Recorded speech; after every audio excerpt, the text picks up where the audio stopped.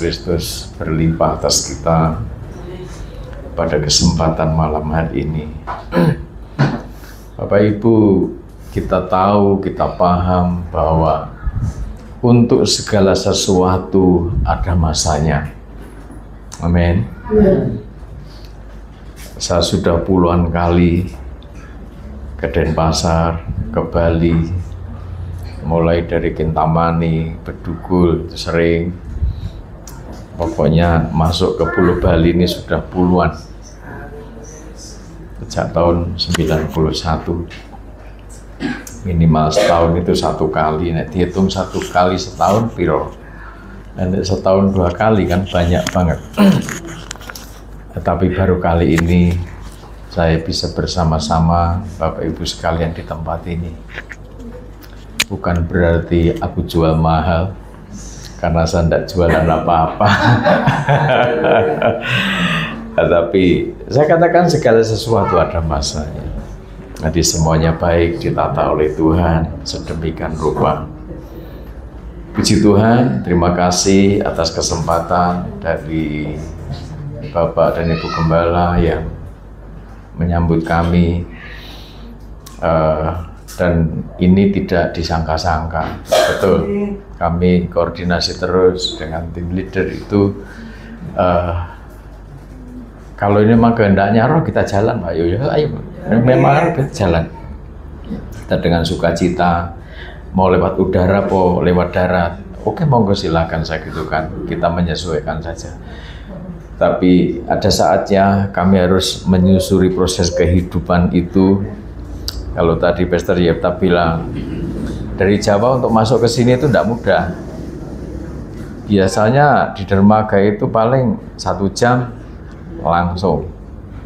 Ya lumayan, kemarin kira-kira 3 jam nunggu di pelabuhan karena informasinya aneh-aneh. Katanya air lautnya surut. Jadi nunggu air lautnya naik, nanti baru jalan lagi. Oh, enggak apa-apa. Biasanya air laut itu pasang.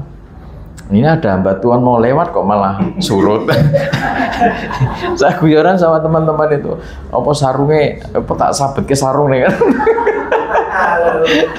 Aduh, ya puji Tuhan semua jalan dengan baik. Google tambah menghibur, kadang menyusahkan juga. Kami tanggapi dengan damai aja. Kalau ditanggapi dengan darah daging nanti itu menyusahkan Google itu. Perjalanan 2 jam sampai 3 jam setengah sampai. Karena satu hal dan lain hal maka ada perlambatan. Maka kurang 3 jam setengah. Ya wes gak apa-apa. Kurang sehari sudah enggak apa-apa. Jadi semuanya baik, puji Tuhan. Bapak Ibu yang dikasihi oleh Tuhan, kita fokus kepada firman Tuhan. Kita membaca firman Tuhan, ya oke. Tetapi saya juga akan ajak Bapak Ibu sekalian, dan mungkin sudah Bapak Ibu sudah membaca situasi dunia yang sekarang sedang terjadi. Bapak Ibu jangan hanya baca Alkitab, tetapi kita membaca firman, tetapi kita juga bisa membaca dunia ini. Kita bisa mendengar, kita juga bertindak. Harus bagaimana? Orang yang berbahagia itu orang yang membaca, mendengar, dan menuruti.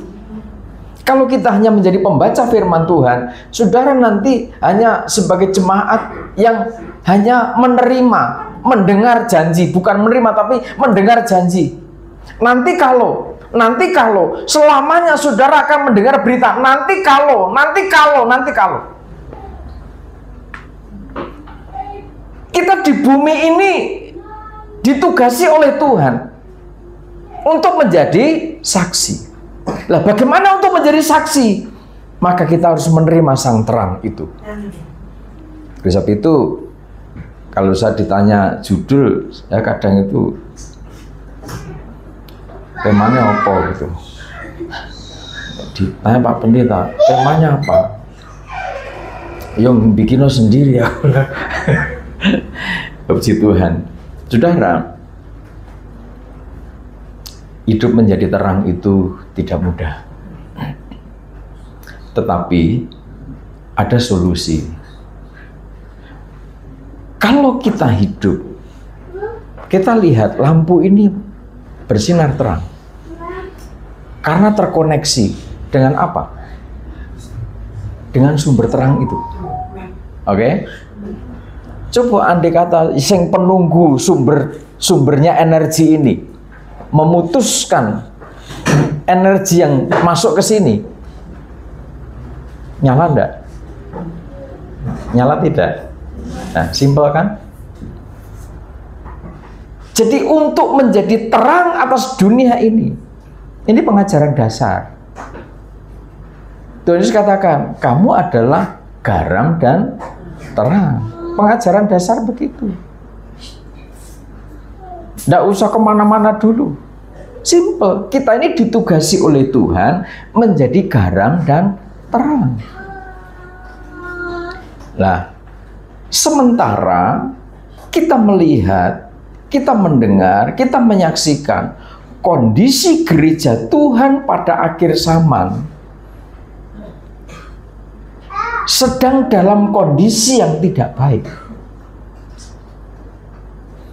Tugas misi yang dari Tuhan bahwa gereja Tuhan harus menjadi terang dunia ini sekarang banyak yang abu-abu. Banyak yang sibuk. Jadi ketujuh jemaat yang tertulis dalam kitab Wahyu pasal 2 dan 3 itu representatif dari kondisi gereja Tuhan pada akhir zaman. Gambaran dari kondisi gereja Tuhan pada akhir zaman. Efesus itu jemaat yang pekerja keras. Efesus itu tidak kenal lelah. Jemaat model seperti Efesus itu bagus enggak? Bagus tidak? Enggak kenal lelah. Dia giat, dia gigih dalam hal ibadah. Gigih. Tapi orang enggak sulit menilai Efesus ini gimana sih? Tapi Tuhan menilai Efesus. Kalau tidak bertobat, kembali pada kasih mula-mula, kaki dianmu tak ambil. Saudara bisa bayangkan ketika seseorang kaki diannya diambil, kaki dian ini yang terkoneksi dengan sumber terang itu. Sekalipun pekerja keras, sekalipun giat melayani, tetapi tanpa kasih. Orang sekarang banyak bicara tentang kasih itu gampang banget, enteng. Tetapi realisasi dari itu tidak mudah. Sebab kalau kita berbicara kasih, maka korelasinya terkait dengan persoalan kesatuan. Orang gampang bicara kesatuan tubuh Kristus. Kesatuan tubuh Kristus, bait Allah, mempelai Tuhan, perawan suci, gampang. Tapi tidak ngerti bagaimana caranya membangun kesatuan. Bapak Ibu, saya bangga karena Kristus. Kalau kita ini anggota tubuh Kristus, maka ada kelemahan-kelemahan seperti dimiliki Efesus. Smyrna juga begitu. Smyrna itu jemaat yang takut bersekutu dengan salib. Kalau sungguh-sungguh nanti harus menderita bersekutu dengan salib, tidak enak lah. Kalau kita sungguh-sungguh, kita biasa-biasa aja lah. Model Smyrna seperti itu. Terus begitu jemaat Pergamus. Jemaat Pergamus itu jemaat yang gampang tersusupi ajaran-ajaran Bileam, ajaran-ajaran pengikut Nikolaus yang tidak ngerti etika. Bukan pengajaran yang bersumber pada penggembalaan yang jernih, murni seperti kristal. Jemaat Pergamus ini suka mencampur adukkan hal-hal yang tidak penting dileboknya dimasuk. Lebih parah lagi juga Tiatira. Tiatira ini jemaat yang tersusupi roh-roh nabiah-nabiah palsu, roh-roh nabi-nabi palsu, nubuat-nubuat, pengajaran-pengajaran yang disampaikan menyusup, diterima oleh jemaat Tiatira. Nabi tapi palsu, nabiah tapi palsu. Apa? Buktinya apa kalau nabi-nabi yang palsu? Apa yang dikatakan, dinubuatkan tidak terjadi. Hati-hati. Akhir zaman itu banyak. Bahasa Jawanya akeh. Akeh wong ngibul. Bicara, ngomong dari Tuhan, ngomong dari Tuhan, ngomong dari Tuhan, ngomong dari Tuhan. Tapi kepalsuan. Banyak. Sekitar 2000 tahun yang lalu, kondisi gereja Tuhan pada akhir zaman itu sudah diberitahukan kepada Yohanes di Pulau Patmos. Oleh sebab itu kita hati-hati, kita ini hidup di akhir zaman. Jangan seperti Tiatira. Pusing mendengar, lu ngomongnya gitu. Katanya dari Tuhan, dari Roh Kudus ngomongnya begini. Sudahlah, tenang dulu. Tenang. Kita fokus kepada pengajaran firman Tuhan. Belum jemaat Sardis. Jemaat Sardis itu kondisinya nyaris mati. Hampir mati itu jemaat Sardis. Terhimpit oleh berbagai macam teror. Masuk ke jemaat Philadelphia. Jemaat Philadelphia, banyak orang meneliti jemaat Philadelphia itu salah satu jemaat yang tidak ada dosa. Siapa bilang? Ketujuh jemaat ini masing-masing punya celah. Masing-masing ada peluang untuk jatuh dalam dosa. Jemaat Philadelphia ini bahaya.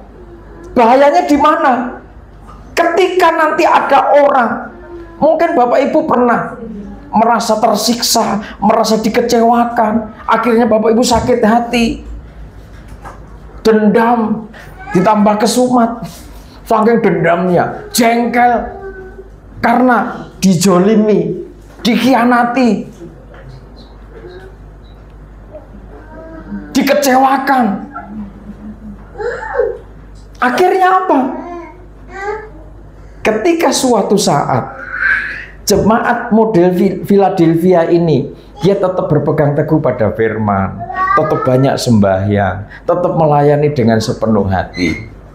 Tapi satu hal, ketika jemaat iblis itu bertobat dan jemaat iblis itu datang tersungkur di depan kaki saudara, bagaimana perasaan saudara? Ini penting. Kalau saudara tidak mengampuni, saudara justru menghakimi orang model seperti ini yang sudah mengecewakan saudara, menyakitkan hati saudara. Efesus tetap jatuh, Philadelphia tetap jatuh. Karena apa? Jatuh dalam hal apa? Dosa perasaan. Perasaan yang bagaimana? Muncul keangkuhan, muncul kesombongan. Makanya sampai kapanpun sakit hatiku karena ulahmu itu tidak bisa terobati. Sampai kapanpun saya tidak bisa ngampuni. Lah ini Philadelphia, hati-hati. Sang terang tidak akan menghendaki Bapak Ibu seperti itu. Menjadi terang itu tidak boleh seperti itu. Kalau orang itu sudah bertobat, orang itu sudah datang, ibaratnya sampai delosor-delosor, sampai sujud di depan saudara, hati saudara tetap terang. Amin. Hati sudah tetap mengalirkan aliran air kehidupan, aliran kasih. Itu yang dikehendaki Tuhan. Model jemaat Laodikia ini tambah parah. Sombong, congkak, matanya buta, tidak bisa melihat hadiratnya Tuhan. Maka Laodikia harus bertobat. 7 jemaat itu ada kekurangan, ada kelebihan. Kelebihannya diakui oleh Tuhan, tetapi kekurangannya juga dikoreksi oleh Tuhan untuk berbenah diri, masing-masing masuk di dalam hadiratnya Tuhan. Kita baca Yohanes pasal pertama. Kita harus paham bahwa Tuhan percayakan ke-7 jemaat itu harus menjadi sosok kaki dian emas. Kalau ada jemaat dipersiapkan, digambarkan seperti sosok 7 kaki dian emas, maka korelasinya 7 bintang yang digenggam tangan Tuhan. Tidak terpisahkan itu. Masing-masing akan terproses. Nah, oleh sebab itu kita harus memahami bahwa untuk menjadi terang, maka kita harus terkoneksi dengan sumber energi itu sendiri. Siapa sumber energi? Tuhan Yesus sendiri. Mari dibaca mulai ayat pertama, Mas. Injil Yohanes pasal pertama, mulai ayat pertama. Mas Pendeta Rudi. Firman yang telah menjadi manusia. Ya. Pada mulanya adalah firman. Pada mulanya adalah firman. Ya. Firman itu bersama-sama dengan Allah dan firman itu adalah Allah. Firman itu adalah Allah. Terus? Ia pada mulanya bersama-sama dengan Allah. Segala sesuatu dijadikan oleh Dia. Dan segala sesuatu dijadikan oleh firman. Kita fokus terus, kita fokus. Jadi kita tidak usah bingung. Kalau kita bingung nanti modelnya bisa seperti Tiatira, seperti Pergamus. Bingung. Kok ada model begini? Diterima. Ada model begini. Oh, kalau itu ikutin aja lah. Mari kita ikuti sang sumber cahaya itu. Amin. Sumber energi yang sejati, yang jernih seperti kristal, tidak dioplos oleh apapun juga. Amin. Oplosan itu bikin mendem. Tiatira itu ngoplos pengajaran. Pergamus itu oplosan pengajarannya. Ya Tuhan, ya Roh Kudus, ya setan, toyo, gendruwo. Nggak boleh begitu, nggak boleh. Segala sesuatu dijadikan oleh firman, oleh Dia. Dikatakan dan tanpa Dia tidak ada satupun yang telah jadi dari segala yang telah dijadikan. Ya, di dalam Dia ada hidup terus. Dan hidup itu adalah terang manusia. Kalau saudara pengen hidup, maka fokus kepada pengajaran firman Tuhan yang murni. Kalau saudara pengen hidup di dalam terang, fokus kepada sumbernya. Tidak boleh sedikit pun ada ragi, ada campuran. Seakan-akan kok bagus ya, seakan-akan kok manusiawi ya, seakan-akan kok wah tidak enak sih. Saya orang Jawa asli, punya darah sungkan, bahasa Jawa ewo pakai ewo, tidak enak hati. Sudah kenal baik, nanti dikiranya kok. Tapi kami berusaha supaya pikiran, perasaan, hati, jiwa tetap dalam kendalinya kuasa pengurapan Roh Kudus. Jika kami di mana-mana tenang, kami bisa hidup di mana-mana. Tidak punya musuh kecuali setan. Amin. Setan itu memang tidak senang kalau ada orang kudus. Setan tidak suka kalau ada orang rukun. Setan tidak suka kalau ada orang damai, tidak suka. Jadi kalau Bapak Ibu beribadah, Bapak Ibu pasti damai. Dengan catatan pengajarannya murni. Kalau pengajaran yang sudah terima tidak murni, pasti bikin tidak damai. Ada benarnya? Ada haleluya? Kalau bukan karena pengajar, aneh. Kalau Bapak Ibu ibadah, nyanyi, suka-sukamu Tuhan, tapi kok tidak damai, mesti ada masalah. Nah, masalahnya di mana? Di dalam hatimu, dalam pikiranmu, atau ada oplosan tadi yang bikin pusing. Sudah, makanya fokus kepada firman. Saat Pak Gembala saya katakan tenang, Bapak tenang saja. Kalau Bapak tenang, nanti jemaat tenang. Nek Bapak Ibu tenang, anaknya pasti tenang. Kan gitu kan? Oleh sebab itu, di dalam Dia ada hidup, dan hidup itu adalah terang manusia. Ayat 5. Terang itu bercahaya di dalam kegelapan. Ya. Kegelapan itu tidak menguasainya. Amin. Kalau manusia, kalau kita hidup di dalam terang, kegelapan tidak menguasai. Jadi kalau sudah hidup dalam pengurapan Roh Kudus, ada pengajaran firman Allah, hidup kita bukanlah bait Allah, bukannya bait Allah. Tidak tahukah kamu bahwa hidupmu adalah baitnya Roh Kudus, di mana firman Allah dan Roh Kudus ada di dalam dirimu, yang bertahta dalam dirimu, yang menguasai pikiranmu, pikiran Kristus. Dalam perasaanmu, perasaan Kristus. Jiwamu, jiwanya Kristus. Boleh enggak oknum lain masuk ke situ? Bisa tidak kegelapan masuk? Nah, orang bicara atas nama Roh Kudus kok kesurupan? Saudara simpulkan, Roh Kudus satu tubuh. Dasar ayatnya, Pak Pendeta, dasar ayatnya bilang di mana? Minta dasar ayat berapa?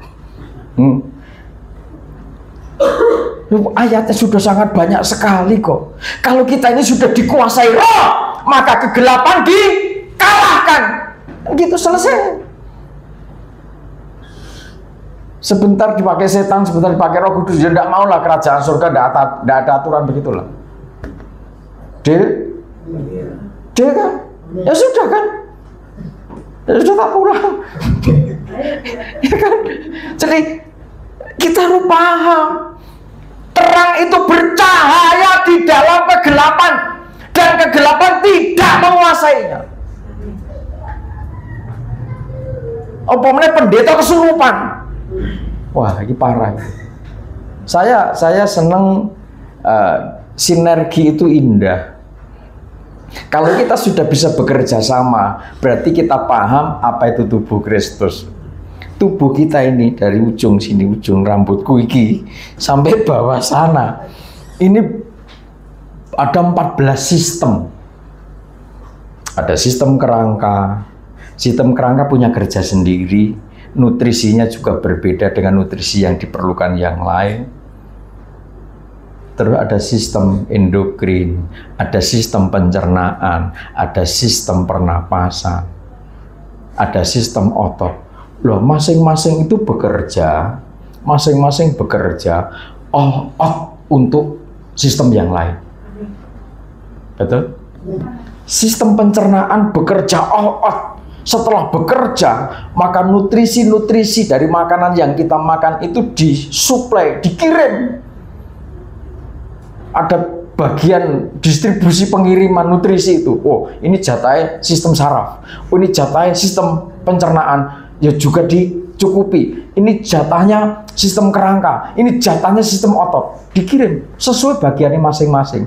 Sistem otot tidak bisa sama. Tidak boleh sama dengan sistem kerangka. Tetapi karena kasih Kristus, perbedaan-perbedaan itu justru menjadi indah. Aku kuat sistem kerangka, aku menopang otot, tapi tidak lengkap kalau tidak ada sistem saraf. Sarafmu kecepit sidik, pincang we. Ya pora. Kecedet sidik, tergilir sedikit dengan pelaku newes ngene. Hanya kecil. Bapak Ibu ingat waktu kita acara di Sanur itu. Bapak Ibu tahu kalau waktu itu saya sakit. Bisa nyetir sendiri sampai sini itu mujizat. Kalau enggak mujizat, dokter bilang apa? Mas Pendeta ini kena saraf kecepit. Maksudnya gimana dok? Saya kan enggak tahu. Saraf kecepit. Kecepit apa dok? Ya kecepit sistem kecepit tulang. Bantalan ini nyepit saraf itu. Saya buka buku, saya punya buku anatomi tubuh manusia. Saraf kecepit. Oh ini nyelempit ke sana. Artinya saraf itu tidak bekerja sesuai dengan jalurnya. Saya pincang kok. Saya berdiri aja ndak iso tegak kok. Tongkat yang tak bawa, tongkat bambu yang sebesar ini, sampai sekarang masih di mobil. Itu kenang-kenangan waktu ke Bedugo, saya jalan sama masih pakai bambu itu, diajak ke pantai Kute, pakai tongkat itu. Bukan tongkat sakti, tongkat bambu itu loh.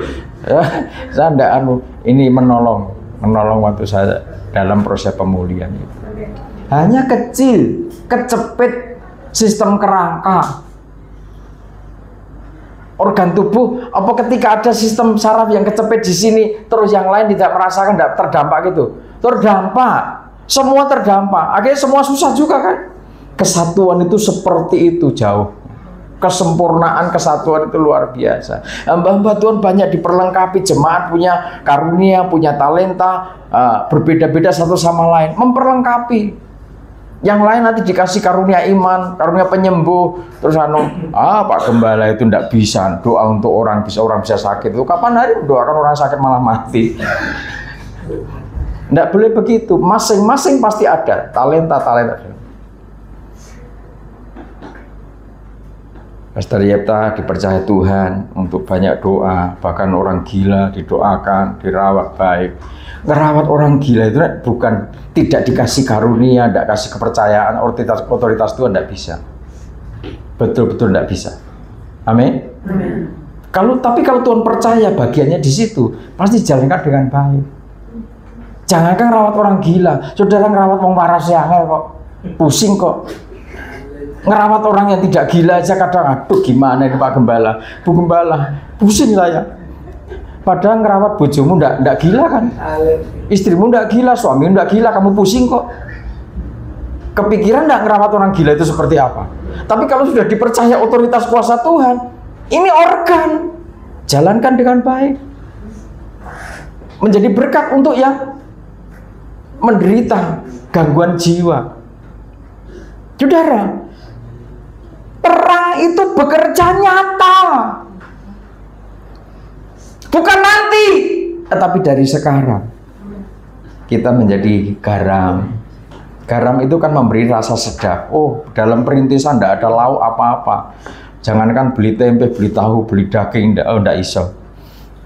Adanya hanya garam. Makan dengan garam enak kan, Pak? Ya kan? Mas bisa kan? Tapi coba Bapak makan pakai gula putih itu, beda rasanya. Enak dengan garam atau enak dengan gula? Enak dengan garam kan? Sedap. Menjadi garam itu artinya memberi rasa sedap. Anak-anak melihat papahnya, lihat papa itu ndak bisa digantikan di posisi papa itu. Masuk papa mortok ganti. Artinya posisi garam ini sesuatu yang tidak bisa tergantikan oleh benda lain. Perlunya garam kok diganti lombok, ya gak iso. Perlunya garam diganti terasi, ndak bisa. Garam ya garam, dia mampu menetralisir kebusukan. Ada berita busuk, kalau sudah jadi garam, aman, kebusukan itu hilang. Tenang. Saudara, makan ikan asin, siapa yang bekerja? Garam. Artinya kesatuan ini utuh, kebersamaan ini utuh, dalam damai sukacita roh. Ketika kita berfungsi ke dalam sebagai garam, keluar sebagai terang. Amin. Kalau begitu kan kita menjadi tenang, menjadi damai. Lah, terus bagaimana? Kita teruskan dulu Pak Rudi, teruskan dulu. Ayat yang ke-7. Ayat yang ke-6. Datanglah seorang yang diutus Allah, namanya Yohanes. Ia datang sebagai saksi untuk memberi kesaksian tentang terang itu, supaya oleh dia semua orang menjadi percaya. Ya, ia bukan terang itu, tetapi ia harus memberi kesaksian tentang terang itu. Nah, waktu itu ia harus membaptis, harus menyaksikan siapa sesungguhnya sang terang itu. Dia bersaksi, dia harus menyatakan, dia harus membuka jalan untuk hadirnya sang terang itu. Sekarang ayat yang ke-9. Terang yang sesungguhnya yang menerangi setiap orang. Menerangi setiap orang, dikatakan begitu terus. Sedang datang ke dalam dunia. Sedang datang ke dalam dunia. Ia telah ada di dalam dunia, terus dunia dan dunia dijadikan olehnya, ya, tetapi dunia tidak mengenalnya. Ya, sekarang begini. Kenapa anak-anak Tuhan, pengikut Kristus kok tidak menjadi terang? Tidak bisa menjadi garam, tidak menjadi terang. Masalahnya di mana? Nah, sekarang yang bisa mengukur, bisa menilai sejauh mana sih hatiku ini ada apa, pikiranku ada apa, dalam jiwaku bagaimana. Kita mengenal tidak. Terang itu sedang datang ke dalam dunia. Dunia dijadikan oleh sang terang itu, tetapi dunia tidak mengenalnya. Sekarang, jangan salahkan orang lain ketika hidup kita stagnan, tidak memberi rasa sedap, justru membuat kekacauan, membuat tidak damai, membuat tidak tenang, bahkan kehilangan arah. Karena apa? Gelap. Tidak ada terang di situ. Jangan-jangan manusia, saudara ikut-ikut tidak mengenal sang terang itu.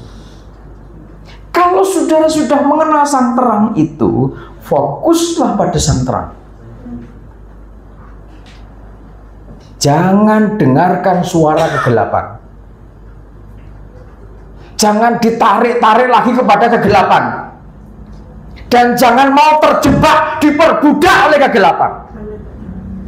Tapi jadilah sang terang, pribadi-pribadi yang terkoneksi dengan energi sang terang itu. Sebab banyak orang yang tidak mengenal hadirnya sang terang itu. Dikatakan 12, tetapi semua orang yang menerimanya diberinya kuasa supaya menjadi anak-anak Allah, yaitu mereka yang percaya dalam namanya, orang-orang yang diperanakkan bukan dari darah atau dari daging, ya, bukan pula secara jasmani oleh keinginan seorang laki-laki, melainkan dari Allah. ya. Otoritas Tuhan memberikan anugerahnya, mengalirkan kuasanya untuk setiap orang yang menerimanya, diberi kuasa. Diberi anugerah itu reward, hanya dipercayakan kepada orang-orang yang berprestasi. Mestinya kan begitu. Itu reward. Tetapi kasih dan anugerah, kuasa yang Tuhan percayakan pada kita itu bukan karena kita berprestasi. Ketika kita masih berdosa, dia berkorban. Ketika kita masih lemah, dia disalibkan. Jadi itulah kasih. Itulah kekuatan energi dari sang terang itu sendiri. Jadi ketika kita percaya, maka kita dipercaya, diberi kuasa. Ini kuasa apa? Kuasa untuk mengalahkan kegelapan. Tidak bulat-bulat kan? Simpel kan? Jadi kita percaya dia sang terang. Kita menerima hadirnya sang terang itu dalam hidup kita. Ketika kita menerima kehadirannya, kita dipercaya, kita diberi kuasa. Sebagaimana dia menciptakan dunia ini, maka kita menciptakan suasana menjadi terang, benderang, menjadi damai, menjadi tenang, menjadi rukun, menjadi bagian tubuh Kristus yang terbentuk, tercipta dalam satu kesatuan yang utuh. Ayat 14.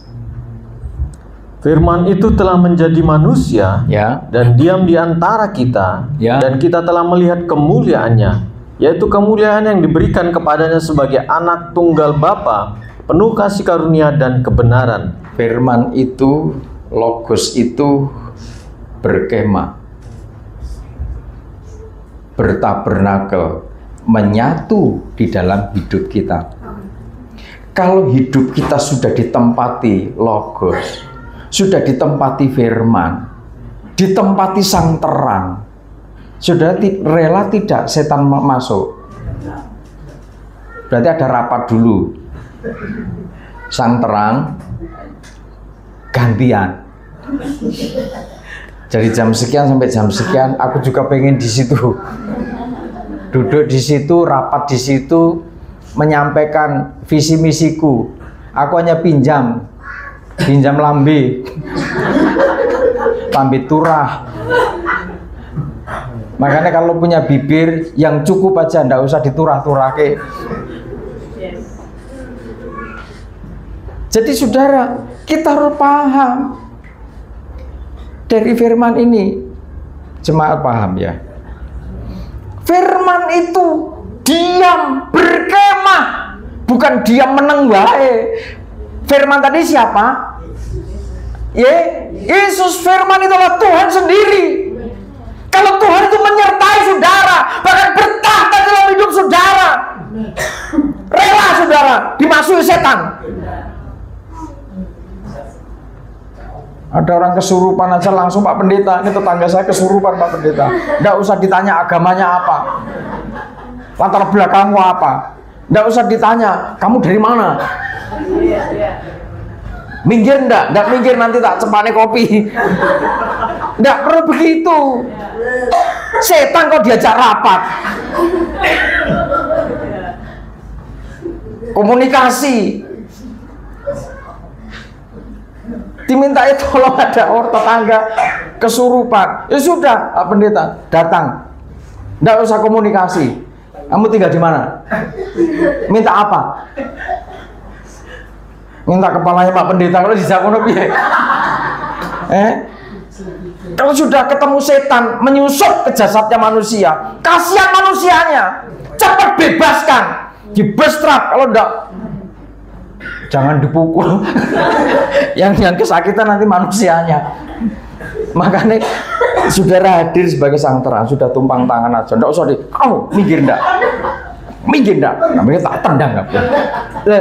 Yang rusak ini manusianya. Jangan sampai istrimu kesurupan, nanti hati-hati kamu kesurupan tak tendang tenan. Jangan begitu. Ngatasi orang kesurupan begitu, jangan dipukul-pukul. Dia itu sudah menderita karena kesurupan setan, kemasukan setan kok malah dipukuli.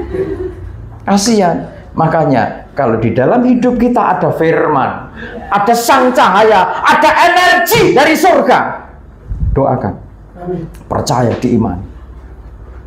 Tua-tua yang tidak pas, tidak kerja pada dia diajak, ayo kita doa.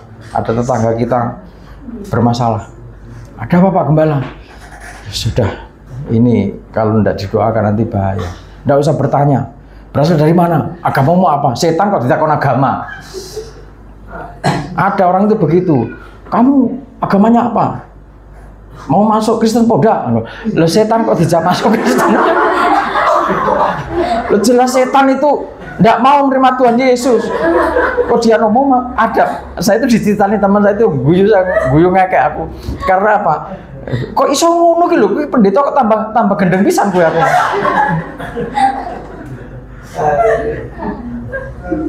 Pernah malam-malam saya itu dibel sama teman itu. Pak Gembala tolong ini kami dibantu ini. Ada anak pas main tamburin ini kesurupan. Main tamburin ini kesurupan. Lah kebacut toh. Jangan sampai lo ya, berjaga, tetap berjaga tetap. Amin. Berjaga. Jadi jangan sampai enggak mungkin lah. Kalau enggak berjaga ya mungkin gitu kan. Kalau enggak berjaga mungkin. Jangan buka peluang. Firman itu telah menjadi manusia. Artinya bertabernakel, artinya bertahta, menguasai pikiran kita, menguasai jiwa kita, menguasai hati kita. Makanya hukum yang Tuhan percayakan dari sejak zaman Taurat sampai sekarang itu apa? Kasihlah Tuhan Allahmu dengan segenap hatimu, dengan segenap jiwamu, dengan segenap pikiranmu, dengan segenap kekuatan.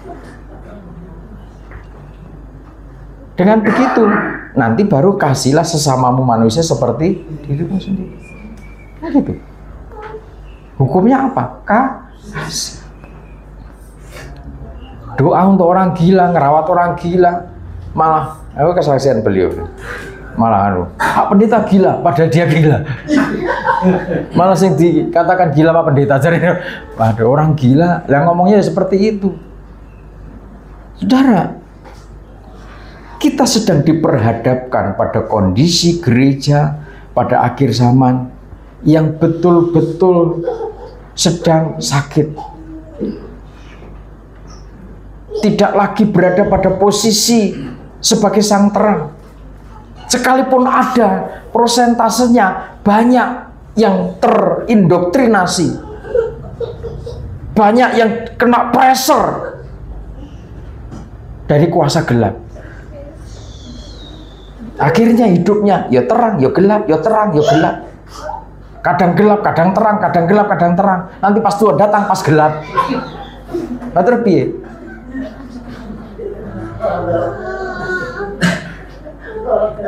Terus gimana? Menentukannya bagaimana? Terang ya terang. Jangan dioplos.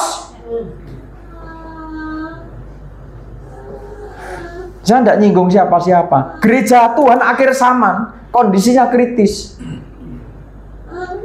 Kalau saya nyampaikan firman, tidak nyinggung-nyinggung saya. Saya terus terang saja. Disinggung itu malah tidak jadi baik kan? Saya terus terang sampaikan. Yang saya sampaikan kebenaran firman.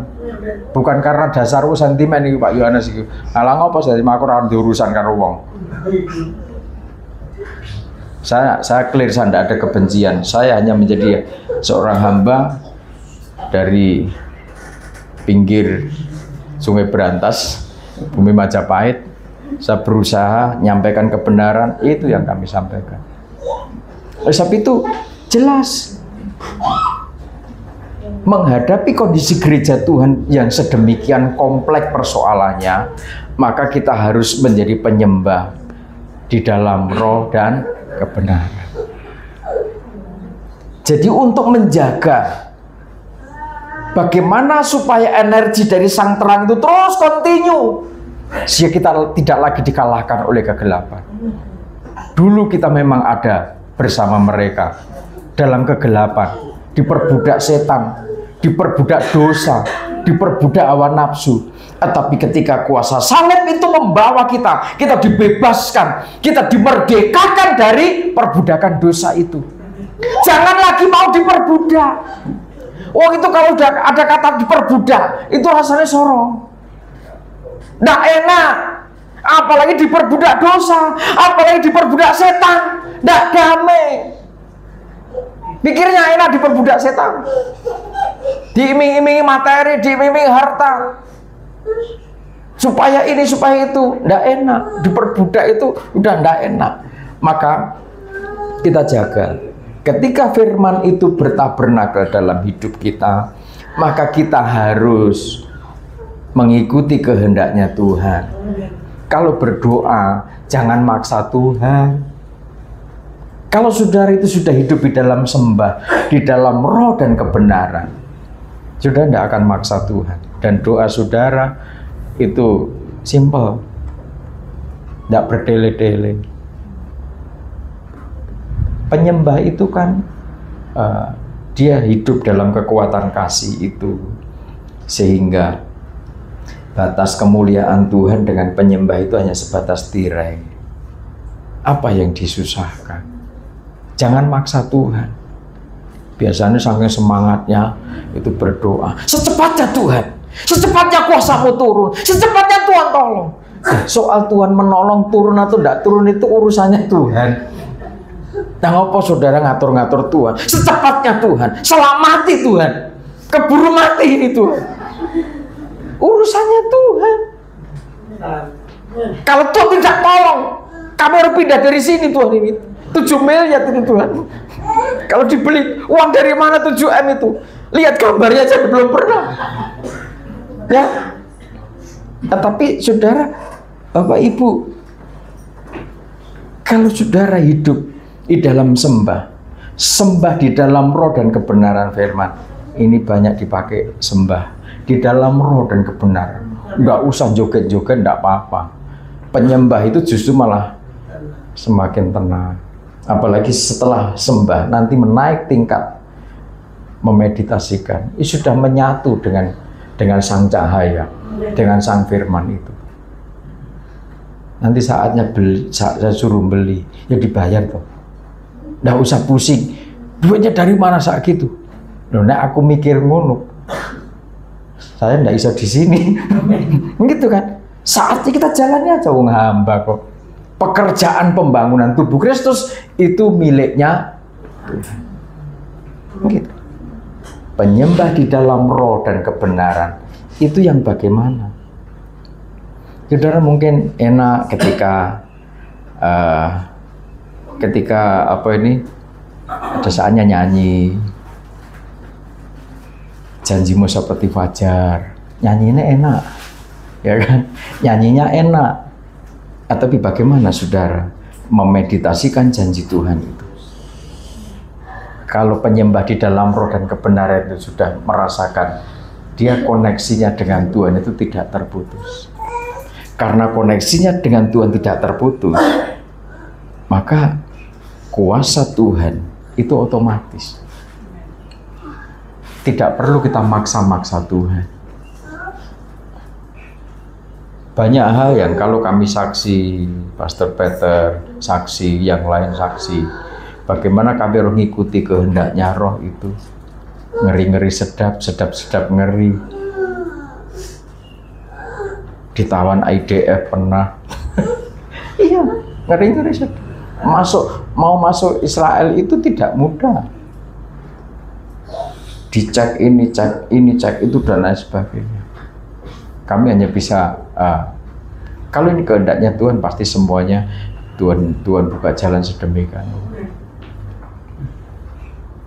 Kami koordinasi terus bagaimana membangun pergumulan ini, bagaimana membangun sinergi satu sama lain. Pembangunan tubuh Kristus mempersiapkan gereja Tuhan pada akhir zaman. Kita harus terus seperti sistem tubuh ini terkoneksi terus. Antar sistem itu bekerja Jadi kalau kita bicara kesatuan tubuh Kristus tapi tidak ngerti caranya bangun kesatuan itu gimana sih? Kalau aku bertindak seperti ini, nanti dampaknya apa sih? Mestinya dipikir. Kalau masa bodoh, wah udah, berarti bukan tubuh Kristus lagi. Temanya beda. Ya kan? Oleh sebab itu, sesuai dengan janjinya Tuhan. Dibaca sekarang Yesaya pasal 40. Ini sampai jam berapa kita? Ini sekarang jam 21. Sedikit lagi. Nanti setelah ini sampai pagi kan? Maksudnya setelah ibadah, doa penutup, silakan istirahat sampai pagi. Yesaya 41 dibaca ini. Jadi ketika firman itu bertabernakel dalam hidup kita, kita tetap menjadi terang. Maka untuk menjaga energi dari sumber energi itu, maka aktivitas kita sebagai penyembah di dalam roh dan kebenaran. Nah, penyembah di dalam roh dan kebenaran itu geraknya seperti ini. Yesaya 41. Yesaya 41 mulai ayat pertama. Tuhan membangkitkan seorang pembebas. Dengarkanlah, aku dengan berdiam diri, hai pulau-pulau. Ya. Hendaklah bangsa-bangsa mendapat kekuatan baru. Ya, hendaklah bangsa-bangsa mendapatkan kekuatan baru. Terus, biarlah mereka datang mendekat, kemudian berbicara. Baiklah kita tampil bersama-sama untuk berperkara. Jadi pribadi yang mendapat suplai energi dari sang terang itu sendiri, di setiap aktivitasnya itu menjadi berkat. Support sistem dari kerajaan Allah itu terbukti nyata. Tidak sibuk bagaimana memproteksi diri, proteksi perlindungan atas hidup saudara, itu sudah ditata oleh kerajaan Allah. Sudah disetting oleh kerajaan Allah. Kekuatan perlu penambahan, kekuatan perlindungan berapa? Itu kerajaan surga sudah menata sedemikian rupa. Proteksi hidup saudara, keluarga saudara, supaya tetap aman sebagai cahaya, sebagai pelita yang memancarkan terang di tengah-tengah gelapnya zaman. Itu sudah ditata sedemikian rupa. Ayat 2, siapakah yang menggerakkan dia dari timur?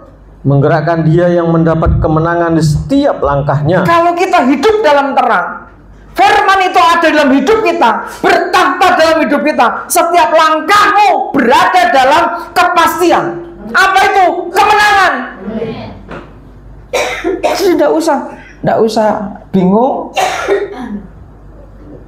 Suara gembala fokus kepada pengajaran firman Tuhan. Ikuti. Ketika ada hal ini dan itu dan lain sebagainya yang mungkin membingungkan saudara, komunikasikan. Ketika saudara makan, biasanya sambil 1 sendok cukup. Ini kok rasanya kok nafsunya besar, ngambil 5 sendok sambal, saudara. Maka sistem pencernaan saudara ada masalah. Ketika sistem pencernaan ada masalah, maka sistem tubuh yang lain akan mencari jawaban, mencari solusi. Bagaimana menetralisir lambung saudara, sistem pencernaan saudara yang lagi tidak normal. Karena apa? Intervensi benda asing. Kan gitu. Ada komunikasi. Dengan begitu nanti sistem pencernaan dipulihkan kembali. Yang rugi tidak hanya sistem pencernaan. Kemauan ada di mulut. Wah, enak ini, sedap ini. Tapi lambung nggak kuat. Jadi kalau kita berbicara kesatuan itu mulai hati-hati, mulai dari apa yang kita bicarakan, apa yang kita makan, apa yang kita minum, demi kesejahteraan bersama organ-organ tubuh, demi harmonisasi organ-organ tubuh ini, maka sistem pencernaan harus hati-hati mengendalikan bagaimana yang harus dimakan, apa yang harus diminum, apa yang harus dikatakan, apa yang harus dibicarakan demi kesatuan. Dengan begitu nanti langkahnya berada dalam titik kepastian. Apa? Menang. Tuhan yang berkarya. Kita jangan membebani diri dengan persoalan yang kita adakan. Jangan mencari-cari soal.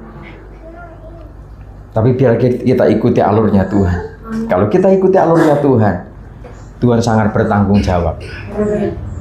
Lawang saudara melanggar aja, kalau sekarang masih zaman anugerah ini, Tuhan kasih kesempatan kok.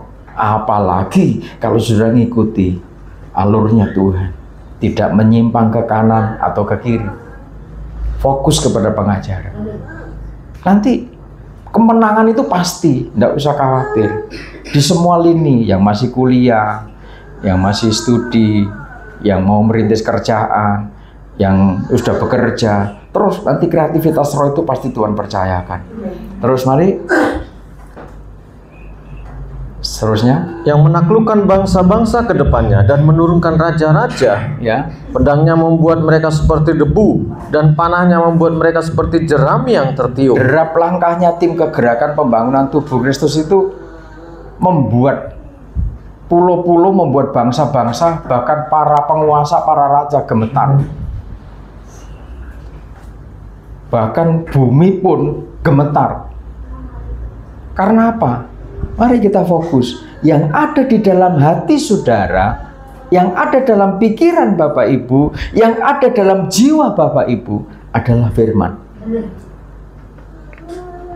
Saya katakan kembali, firman yang menciptakan segala sesuatu. Makanya ini luar biasa terus. Ia mengejar mereka dan dengan selamat ia melalui jalan yang belum pernah diinjak kakinya. Tantangan demi tantangan dalam perjalanan hidup itu pasti ada. Saudara belum pernah melewati masalah yang serumit ini mungkin, tapi karena Tuhan ada di dalam diri saudara, Bapak Ibu tidak usah khawatir. Justru dari situ Tuhan mau menunjukkan kuasanya, bahwa saudara itu bagian dari kerajaan Allah.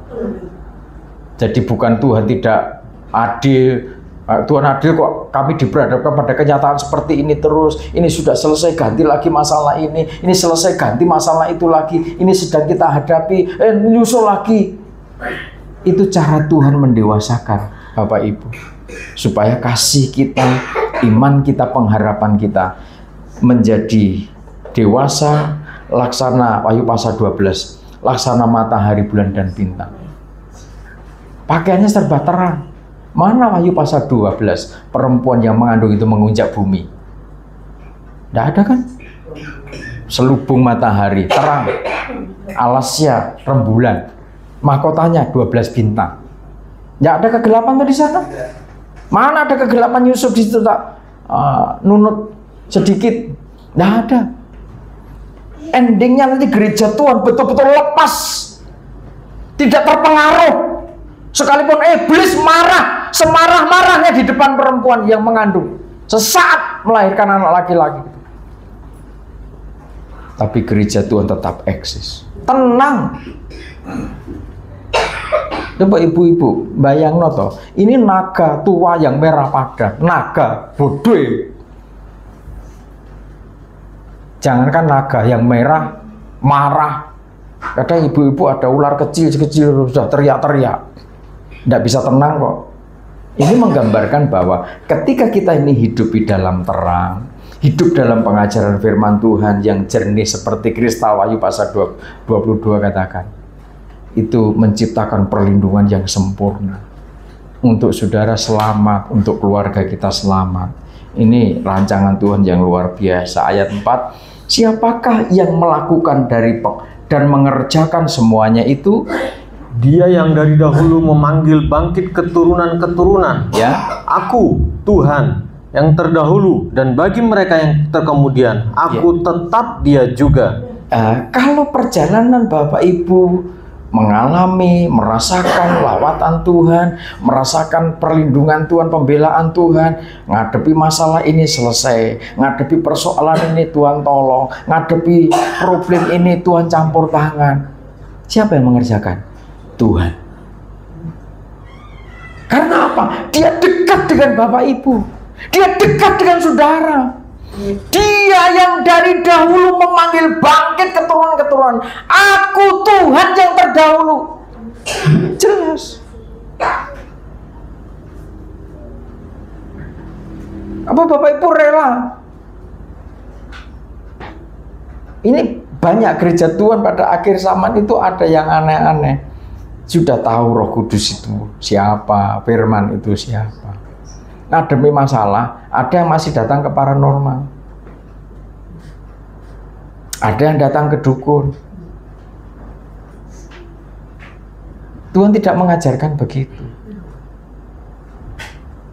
Yang bersumber pada kekuatan-kekuatan di luar Tuhan. Jangan sampai anak-anak Tuhan terjebak dalam kebodohan seperti itu. Terus ayat selanjutnya, pulau-pulau telah melihatnya dan menjadi takut, ya. Ujung-ujung bumi pun menjadi gemetar. Mereka datang dan makin mendekat. Ketika Bapak Ibu itu hidup dalam firman Tuhan, saudara mau kemana? Saudara mau melangkahkan kaki kemana? Pulau-pulau, bangsa-bangsa, ujung-ujung bumi, itu gemeter. Karena apa? Nah, penghuni-penghuni bumi, roh-roh kegelapan, setan-setan ini wis merinding. Saudara mau ada acara di mana gitu, wis setan itu sekelenger, udah masuk angin udah. Lo pernah melihat setan masuk angin? Belum pernah. Jadi ini menggambarkan bahwa ketika kita ini hidup dalam kebenaran firman, ada kuasa yang dasar. Tuhan mengerjakan semuanya. Kita ini pelaksana, kita ini alat-alatnya Tuhan. Tidak ada artinya hidup kita, tidak ada artinya kekuatan yang ada pada kita, kekayaan yang ada pada kita, kecerdasan yang ada pada kita, kalau Tuhan tidak berkehendak memakai kita. Apa yang dibanggakan era akhir zaman ini? Pengusaha-pengusaha, perusahaan-perusahaan besar saja kolab kok. Perusahaan-perusahaan yang nilainya triliunan goyang. Bahkan banyak yang tutup kok. Oleh sebab itu, betapa dahsyatnya kuasa Tuhan. Kalau sudah mengandalkan Tuhan.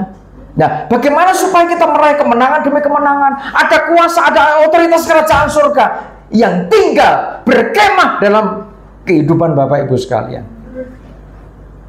Apa yang harus kita kerjakan? Rahasianya di mana? Menyembah di dalam roh dan kebenaran. Ya, ikuti kehendaknya roh, ikuti kehendaknya firman. Sekarang ayat 6 seperti ini. Yang seorang menolong yang lain dan berkata kepada temannya, kuatkanlah hatimu. Ini kegiatan tim pembangunan tubuh Kristus. Satu sama lain tidak terpisah. Tidak saling mencurigai. Wah, ini mau apa ini? Ini mau ngapain ini? Awas, hati-hati kalau orang itu datang. Nah, kalau di dalam pribadi Bapak Ibu sekalian, itu ada kebenaran firman Tuhan.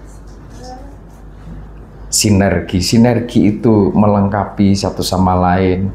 Ada tenggang rasa, tepos liro, pangerten, bahasa Jawa gitu ya, pangerten, ngerti apa yang harus aku kerjakan, tahu diri, sampai di mana kekuatanku, apa yang harus aku lakukan demi membangun kesatuan. Ngerti. Kalau kita paham hal seperti itu, wah, ini gembala sudah ngerjakan seperti ini. Ayo kita bergumul, nggak usah dikejar-kejar. Yuk kita penyembahan bersama-sama, tua-tua, jemaat, koordinir, konfirmasi dengan teman-teman jemaat yang lain. Ayo kita penyembahan. Nah, biasanya hanya seminggu 2 kali. Ya khusus penyembahan, bukan ibadah begini, tapi pujian penyembahan khusus. Ayo kita kerjakan baik-baik demi kegerakan pembangunan tubuh Kristus. Ayo kita berdoa, saatnya kita bangkit. Kasihan Pak Gembala, susah nanti kalau kita keras hati, susah kalau kita nanti sulit diatur. Nanti Pak Gembala semakin kurus, Ibu Gembala juga semakin menderita nanti. Kita tepang dalam doa, udah satu sama lain ada kesehatan, bahwa saudara dipercaya tugas dari Tuhan. Ada yang lemah, ada yang tidak semangat, disupport. Janji Tuhan itu pasti, ya dan amin. Ayat 7. Tukang besi menguatkan hati tukang emas, Ya. dan orang yang memipihkan logam dengan martil menguatkan hati orang yang menempa di atas landasan. Ya, terus? Ia berkata tentang patrian, itu baik, lalu menguatkannya dengan paku-paku sehingga tidak goyang. Kerjasama sinergi yang sedemikian rupa, inilah yang dikehendaki Tuhan. Membangun kebersamaan, membangun kesatuan, ini yang dimau Tuhan. Kalau kita tidak bisa bekerja sama, tidak bisa sinergi satu sama lain, merasa saudara paling benar, merasa saya paling benar, yang benar itu firman. Saya pribadi sedang berjuang untuk mengikuti alurnya firman, bukan alurnya manusia. Saya sedang berjuang, bergumul bagaimana menangkap apa yang dikehendaki Tuhan, supaya jemaat juga memahami apa yang dikehendaki Tuhan. Sinergi satu sama lain, saling menguatkan. Tukang besi menguatkan tukang emas. Mas, ini menggambarkan satu kolaborasi, satu sinergi yang luar biasa. Sadar diri. Sekalipun tukang emas luar biasa seakan-akan kemampuannya untuk menempa benda-benda, membuat rangkaian satu perhiasan yang indah. Tapi ada saatnya tukang emas juga menghadapi persoalan. Yang diperlukan adalah kedekatannya dengan tukang besi. Dengan yang lain, jangan anggap yang lain kemampuannya hanya sedikit. Justru kemampuan yang sangat sedikit yang sepertinya tidak ada artinya. Tapi hidup itu berarti. Amin. Berdirilah, bekerjalah sesuai dengan kapasitas yang Tuhan percayakan di dalam hidup saudara. Jangan ada iri hati, jangan ada kecemburuan satu sama lain. Oh, tugasku begini, aku harus kerjakan ini, aku harus kerjakan itu. Ini ada ibu jari telunjuk, jari tengah, jari jari manis, kelingking. Ini masing-masing punya tugas kok. Kalau hidung ini perlu dibersihkan, jangan pakai ini. Nggak pas. Mesti dilempar ke ini kan? Iya kan? Apalagi pakai jempol kaki kan nggak mungkin kan? Kalau dipikir begitu, wah, mau saya lagi, ini dimasukkan ke sana untuk membersihkan yang di dalam. Ya kalau sudah kering, kalau belum kering,